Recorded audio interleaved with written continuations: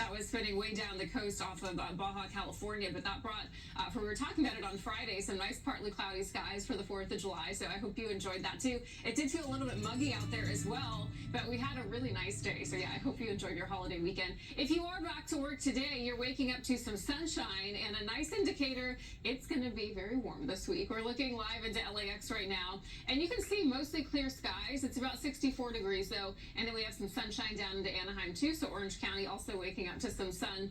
Really mild, mid-60s over to Disneyland. I don't know if you're going to need a sweater this morning. There are some spots you may feel like you won't need one.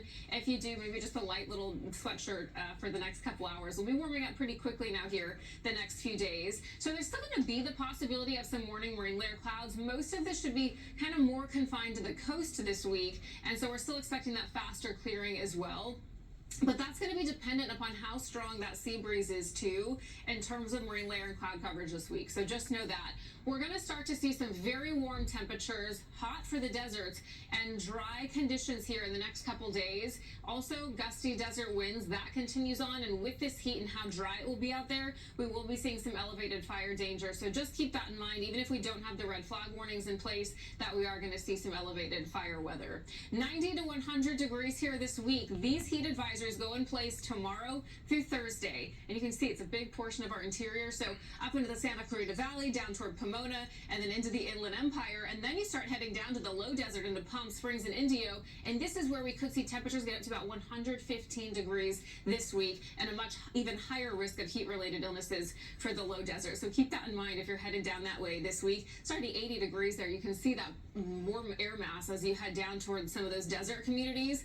A lot of us dealing with low 60s, but also some mid 60s out there. So again, some spots you may not need a sweater. 65 in Hawthorne, not too bad, and 65 degrees over into Van Nuys.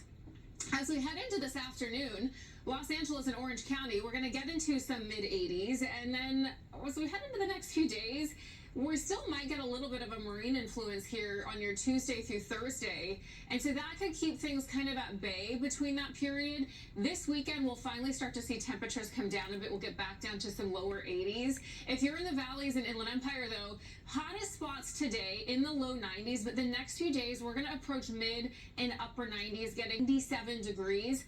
This weekend, we will cool off. It's still going to be warm, though. We are heading into the rest of July, but we're going to cool off down to more some low 90s. There is a possibility some monsoonal weather could come in this weekend, too. So at the least, we could see some additional cloud coverage and then maybe some humidity levels up, too.